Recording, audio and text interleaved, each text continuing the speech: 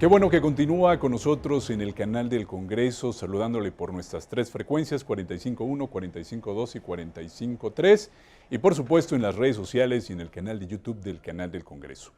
En esta 65ª legislatura, dentro de los grupos parlamentarios que se han conformado está el de Movimiento Ciudadano, y hay una gran agenda que este grupo parlamentario está impulsando en la actual legislatura. Nos acompaña en el estudio de Noticias del Congreso el diputado Salvador Caro de Movimiento Ciudadano, a quien le agradezco que nos dé unos minutos al canal del Congreso. Muchísimas gracias, diputado, por estar con nosotros. Dentro de sus trabajos, usted es secretario de la Comisión de Hacienda y Crédito Público, ya concluyó el proceso legislativo de la Ley de Ingresos. ¿Qué podemos recuperar de este debate que se dio? Desde su perspectiva, ¿qué fue lo que observó? Mira, el proceso del paquete económico lo he vivido desde mi cargo de secretario de la Comisión de Hacienda y Crédito Público. El proceso en la comisión se llevó de manera muy ordenada, se tomó en cuenta a representantes de la sociedad que vinieron, organizaciones académicos, organismos empresariales, todos tuvieron voz, hicieron ver a los diputados las consecuencias de algunas medidas que estaba proponiendo el gobierno federal, y así fue como llegamos al Pleno con un dictamen, un trabajo muy ágil donde todos nos comprometimos, particularmente, repito, el diputado Melgar, presidente de la comisión, y sucedió que en ese proceso nada más nos escucharon, pero nunca permitieron que la sociedad, que los ciudadanos o que los diputados de partidos diferentes al bloque mayoritario pudieran influir. Entonces tiene consecuencias verdaderamente terribles. Una de ellas es que las organizaciones de la sociedad van a sufrir mucho porque no pueden recibir donativos como lo hacían. Esto implica que jóvenes que estaban recibiendo educación, preparación técnica de calidad van a quedar en la calle. Esto implica que enfermos de VIH, enfermos con cáncer, no van a tener el mismo respaldo que tenían, y finalmente pues es una decisión que causa mucho dolor. Hay algunos aspectos positivos, como por ejemplo el nuevo régimen de confianza, que atiende la demanda de simplificación en el pago de impuestos. Esto me parece que es un avance, pero quedó nublado por esa serie de decisiones que demandaban distintas organizaciones de la sociedad. Nos hace perder competitividad, por ejemplo, en todos los temas de logística, de transporte, nos hace perder competitividad en algunos sectores también que tienen que ver con la producción en el sector primario, y eso se puede traducir en falta de inversión, en falta de empleo. Hacía falta que nos escucharan más. Y ya yendo a la Ley de Ingresos, pues contiene una serie de irresponsabilidades. Primero, un endeudamiento de casi $1 billón. A pesar de que la mayoría parlamentaria dice que no hay deuda, van a contratar deuda para sostener el gasto por $1 billón. Es algo verdaderamente insospechado, inédito. Van a contratar deuda, ellos dicen, con 5% de interés cuando estamos cerrando el año con una inflación que puede llegar al 7%. ¿Dónde van a conseguir créditos tan baratos de 5%?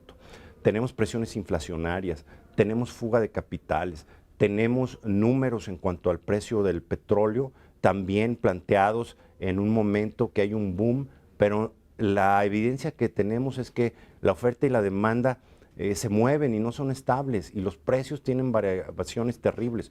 Una variación a la baja el próximo año va a poner en serios aprietos no al gobierno federal, al país, que es lo que nos preocupa.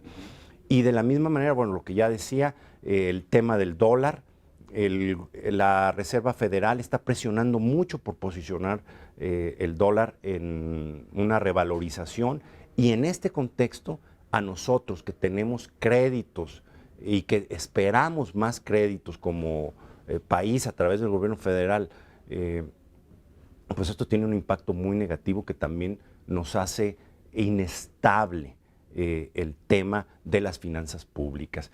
Y bueno, pues, ¿qué te parece? Déficit de casi el 5% el año pasado, y el estimado para este año de 3%, con una propuesta inicial en términos de ingresos y el presupuesto de egresos que se piensa debatir prácticamente en cero. O sea, Dice, este año no va a haber déficit. Pues sí, no pueden poner déficit porque es lo único que haría falta, ¿no? Que aparte plantearan déficit, eso sería ya una llamada a la quiebra técnica del gobierno federal y del país. También el grupo, la Alianza Va por México presentó hace poco una propuesta de presupuesto alternativo al presentado por el Ejecutivo Federal. Desde su perspectiva, ¿qué es lo que están observando en esta propuesta? Bueno, ellos representan pues, los intereses del PAN, del PRI y del PRD. Particularmente están buscando defender todo lo que hicieron en el Pacto por México. Nosotros estamos fuera de eso. Nosotros somos la propuesta que es el futuro de la política en México. Estamos creando una tercera vía y estamos presentando nuestras opciones. El primer planteamiento que hemos hecho al presidente y a la bancada mayoritaria es que estamos abiertos al diálogo. Estamos abiertos a que nos escuchen, a que escuchen a los sectores que estamos representando, pero que nos permitan influir por el bien de México. ¿Cuál es la diferencia? Bueno, a que al bloque del Pacto por México, pues lo ven como enemigos, como intereses, como representantes de intereses contrarios, y a nosotros nos ven como una amenaza. No quieren que existamos, no quieren vernos, no quieren escucharnos. Usted también participa en la Comisión de Puntos Constitucionales. Hace poco llegó una iniciativa del Poder Ejecutivo relativa a una reforma eléctrica. ¿Realmente hay una propuesta para crear un nuevo sistema eléctrico nacional? ¿Cuál es la perspectiva de Movimiento Ciudadano?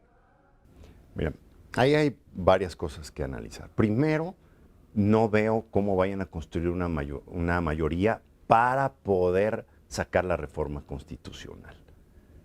Tienen ellos 278 votos aquí en la Cámara, en el Senado les faltan 8 votos y no veo quién se los vaya a dar. No veo quién les permita completar su propósito. Entonces, esto a mí me hace pensar que lo que realmente ellos quieren promover es una estrategia política, una estrategia para quitarle legitimidad al bloque del Pacto por México. Y esto pues tiene sentido porque realmente el sistema eléctrico se podría enderezar de los excesos que se cometieron en el pasado, que es algo en lo que el presidente y la mayoría parlamentaria tienen razón, modificando la legislación secundaria. Pero ellos quieren el gobierno quiere ir a otro nivel, quiere quitarle los contratos que dio el Pacto por México y el gobierno de Peña Nieto, quiere dárselos a los amigos de Bartlett. A eso se reduce. Entonces, cuando tú revisas el contenido de la reforma constitucional, pues pretende tomar una serie de medidas que ya nos pusieron en un riesgo terrible a nivel nacional e internacional con la generación de empleos y con las inversiones, pero que también nos llevaría a un conflicto en el contexto del tratado comercial con Canadá y Estados Unidos a conflictos legales internacionales. Pero también a las empresas que están invirtiendo les da la posibilidad de llevarnos a arbitrajes internacionales donde ahorita somos campeones. O sea, lamentablemente el gobierno de México está metido en una serie de conflictos. Plantea como prioridad el sistema eléctrico nacional. La prioridad tiene que ser que los usuarios tengan garantizado de corto plazo y de muy, muy largo plazo, me refiero a los domicilios, a los hogares, y me refiero a todo tipo de empresas que tengan el suministro y costos predecibles de la energía eléctrica. Eso no le importa al gobierno federal. La bancada naranja está construyendo una propuesta. Ayer tuvimos un foro muy interesante donde estuvo el exrector Barnés, estuvo la representación del sector privado a través de Régulo Salinas, estuvo Carlos Flores Rico con una visión de la soberanía del país y particularmente de la intervención y del papel del Estado en materia eléctrica. Sí. Y Rosanetti también, una muy estudiosa de este tema, que nos dieron elementos suficientes precisamente para ir en la ruta de construir nuestra propuesta, una propuesta en la que vamos a insistir en ser escuchados. Diputado, usted en el Congreso de Jalisco impulsó una iniciativa para crear una ley de amnistía a mujeres víctimas de violencia. ¿Qué alcance puede tener su propuesta en el Congreso Federal? Mira, el homicidio causado en una circunstancia donde una mujer es víctima de un uso desproporcionado de fuerza, donde hace uso legítimo de la defensa para sobrevivir, está más en el contexto de la legislación local. Es como es penada. Hay mujeres en distintos estados de la República donde pues ellas fueron juzgadas sin perspectiva de género, sin que los juzgadores consideraran que ellas estaban en riesgo de perder la vida por la actuación, por la violencia causada por sus cónyuges. Entonces, no me queda claro cómo puede ser el alcance desde el ámbito federal para beneficiarlas en el ámbito local. Pero sí tenemos que revisar si en el contexto de los espacios que corresponde la aplicación, la competencia, la jurisdicción del fuero federal en esta materia, si pueden beneficiar a alguna mujer. Una que pudiera ser beneficiada tiene que obligarnos a que hagamos todo el proceso legal y busquemos que tenga la amnistía. También usted en el Congreso local impulsó el canal Parlamento Jalisco. ¿Cuáles son los retos que ve de la comunicación del Poder Legislativo, de las y los legisladores, con las y los ciudadanos? ¿Qué observa usted? Mira, primero, esta es una buena oportunidad para agradecer al canal del Congreso que con su apoyo, con su orientación, con la información técnica de la que disponían, que generosamente pusieron al alcance del Congreso del Estado, pudieran hacer Canal Parlamento. Canal Parlamento no sé si sea un hermano menor o un hijo del canal del Congreso, pero pues, ese nivel es la relación. Yo quiero agradecer al director general, a todos ustedes, a todo el equipo que nos dieron facilidades para que ese proyecto se pudiera consolidar. Tuvo un impacto importantísimo. Fue la cara del Congreso, la cara de las instituciones públicas durante la pandemia. Ha sido un espacio verdaderamente influyente en la opinión pública y puedo decir que pues llegó para quedarse.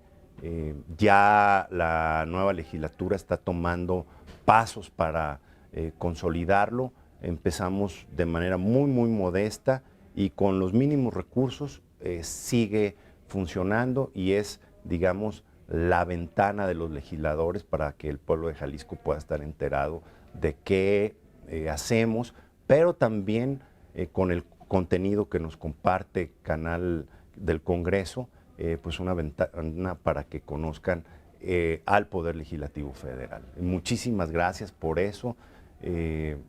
Pues el Congreso de Jalisco no le va a fallar al Congreso, al canal del Congreso. Finalmente, diputado, también participa de la Comisión de Concordia y Pacificación. A su servidor le preguntan los ciudadanos, oye, si ya no existe el conflicto, o al menos ya no es visible el conflicto en el sureste mexicano, ¿por qué el Congreso Federal continúa instalando la Comisión de Concordia y Pacificación para el Estado de Chiapas? Yo lo pondría en el siguiente orden. Primero, la comisión es necesaria porque el conflicto no está solucionado de raíz. Segundo, en Chiapas particularmente están surgiendo nuevos conflictos. El día de hoy es pues un foco de atención Tapachula, donde concurren 90,000 migrantes varados. Muchos de ellos ya vienen en una caravana hacia la Ciudad de México y pues hay mucho por hacer, El tema de los pueblos indígenas, particularmente de también las comunidades afromexicanas en el sur del país, me parece que pueden ser una referencia para el trabajo de esta comisión bicameral. Diputado, escuchamos que ya está el debate en el Salón de Sesiones. Le agradecemos los minutos que le ha dado al Canal Congreso para platicar de estos temas. Muchísimas gracias por el espacio. Gracias. Y como siempre, gracias a usted que está pendiente de la actividad de nuestras y nuestros representantes del Congreso Federal. Continuaremos platicando con ellos sobre los temas de la agenda legislativa en esta ya 65ª legislatura. Continúe en el canal del Congreso.